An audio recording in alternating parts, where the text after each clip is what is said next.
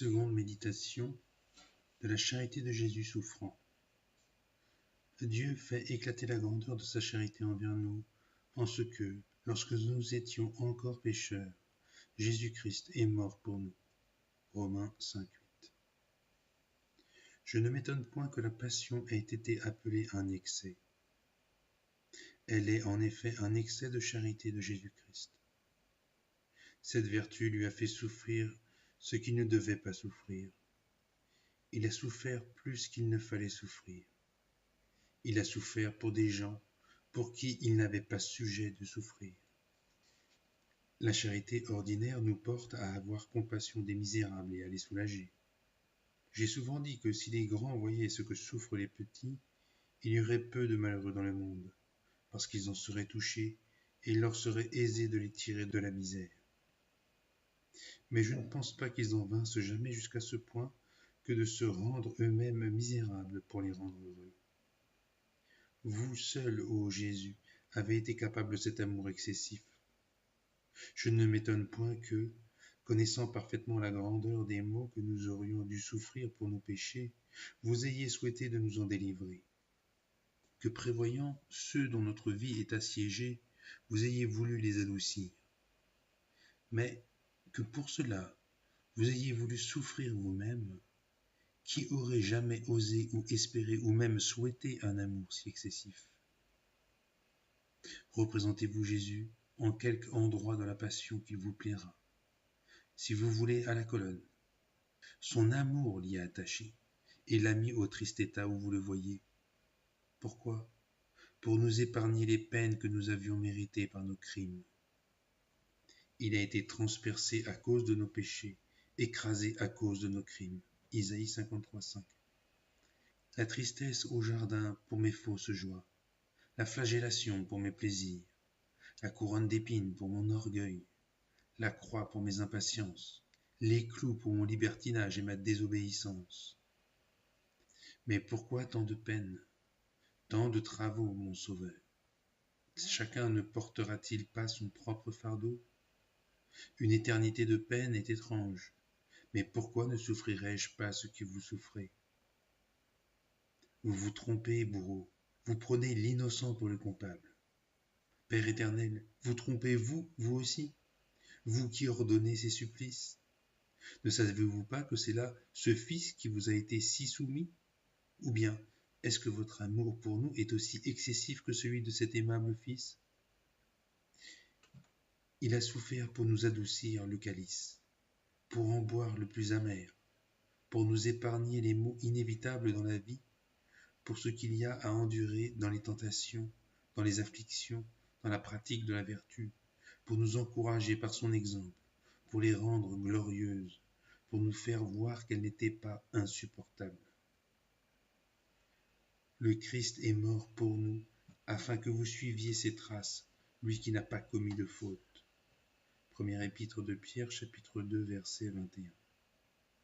Afin que nous n'eussions pas sujet de murmurer, si l'on nous menait par un chemin si rude, afin que nous ne nous plaignions pas de la dureté de nos maux, voyant qu'il n'avait pas pardonné à son Fils. Il n'a pas épargné son propre Fils. Romains 8:32. Cette charité demande nos reconnaissances et notre imitation. À l'avoir admiré, vous admirerez premièrement son insensibilité. Nous qui n'avons pas de compassion pour ce que Jésus souffre pour nous. S'il souffrait pour ses propres crimes, nous devrions être touchés de la grandeur de ses maux. On pleure à la vue d'un scélérat qui reçoit la juste récompense de ses actions.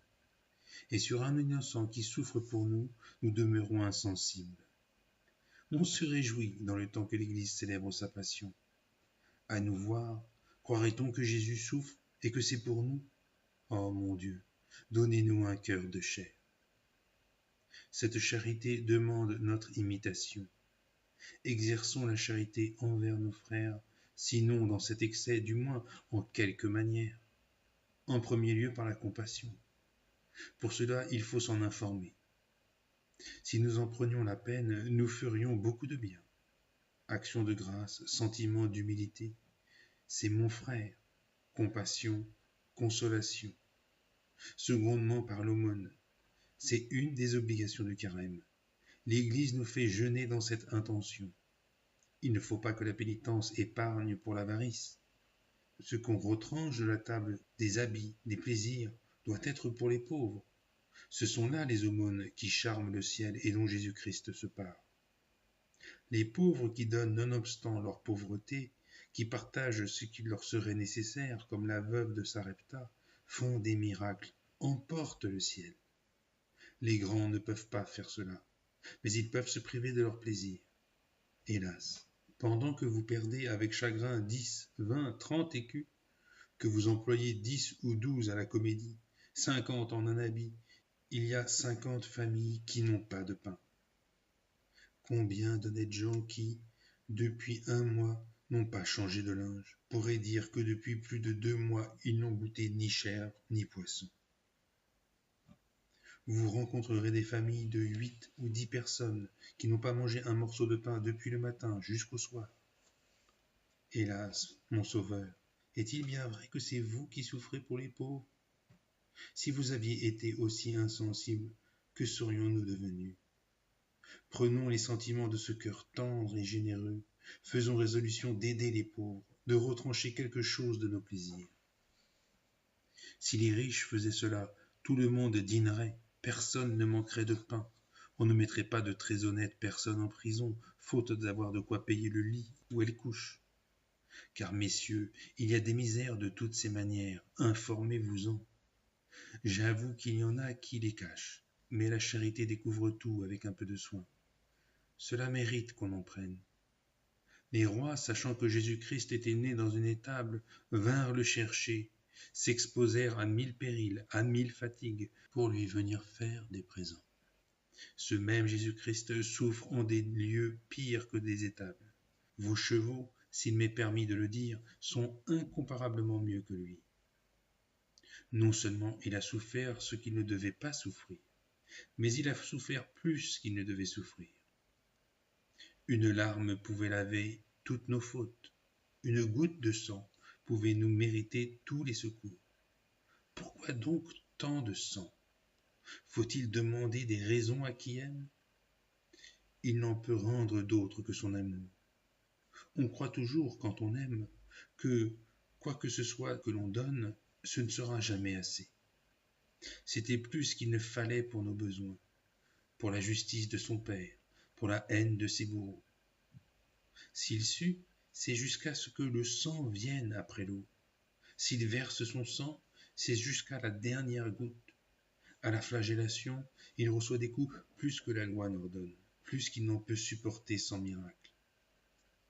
Il n'a plus de force, il veut encore porter la croix. Il n'a plus de sang, plus de partie en son corps sans plaie, et il crie encore « J'ai soif ». Mais n'est-ce pas trop, mon adorable Sauveur? Oui, vous répondra-t-il, c'est trop pour apaiser mon Père, trop pour éteindre la haine de mes ennemis, trop pour effacer tous les péchés de la terre, trop pour étouffer tous les feux de l'enfer. Mais ce n'est pas assez pour toucher ton cœur, pour t'inspirer le moindre sentiment de reconnaissance. Ça a été assez pour émouvoir mon juge, mes bourreaux, pour faire fendre les rochers. Ô dureté, ô insensibilité! En effet, tous ces excès n'ont pu convaincre notre lenteur et notre tiédeur. Je parle aux âmes qui craignent Dieu, mais qui ne l'aiment pas assez, qui gardent les commandements, mais qui résistent aux saintes inspirations, qui ont de grands désirs, mais qui diffèrent de les exécuter. Qu'attends-tu, mon âme? Que Jésus fasse quelque chose de plus? Il a porté les choses aux derniers excès. Écoute-le qui te dit « Que pouvais-je faire pour ma vigne ?» Je vous ai touché, éclairé, convaincu, réduit à n'avoir à me dire autre chose, sinon que vous ne vouliez pas avoir compassion de moi. Puisque je vous trouve toujours à me disputer des bagatelles, à examiner les choses à quoi vous êtes précisément obligé, vous ne ferez donc jamais rien par amour, jamais rien pour moi? Jusqu'à quand vous entendrai-je me dire « Il n'y a point de péché mortel, je n'y suis pas obligé ». Et Jésus était-il obligé de mourir pour nous? Et à quoi n'êtes-vous pas obligé pour reconnaître une si grande bonté?